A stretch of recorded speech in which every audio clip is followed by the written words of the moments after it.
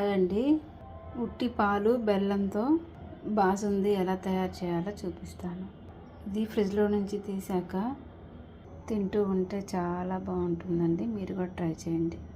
1 litre పాలు పొయ్యి మీద పెట్టుకోవాలి. ఏంటి ఇలా గడ్డలాగా ఉంది అనుకుంటున్నారా? నేను పాలు డీప్లో పెట్టానండి. అవి తీసి కట్ చేసి ఇప్పుడే పొయ్యి మీద పెట్టాను. ఈ పాలని బాగా తిప్పుకుంటూ సిమ్లో ఉంచుకొని బాగా మరగనివ్వాలి.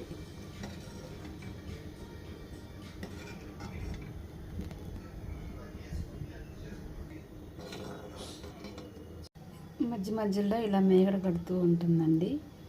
ఈ మేగడని కూడా ఇట్లా కలుపుకుంటూ బాగా మరగనివ్వాలి. ఈ పాలన్నీ దగ్గరగా రావాలి.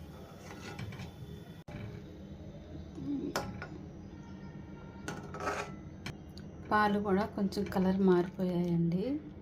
ఇప్పుడు మనం బెల్లం వేసుకోవాలి. బెల్లాన్ని ఇలా ముక్కలుగా కొట్టుకొని వేసుకోవాలి.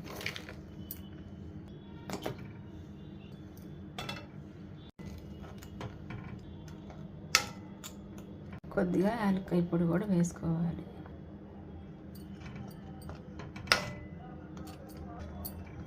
బెల్లం బాగా కరిగిపోయిందండి.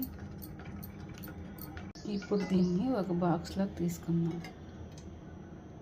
ఇప్పుడు ఇది బాగా చల్లారాలి. చల్లారాక ఒక 2 గంటలు ఫ్రిడ్జ్లో పెట్టుకొని తీసుకొని తింటే చాలా బాగుంటుంది. గిన్నెలో కొంచెం నెయ్యి పోసుకొని వేడెక్కాక పుచ్చగింజల్ని వేసి బాగా దోరగా వేయించుకోవాలి. ఇవి కూడా ఇప్పుడు ఇందులో వేసేసుకోవాలి.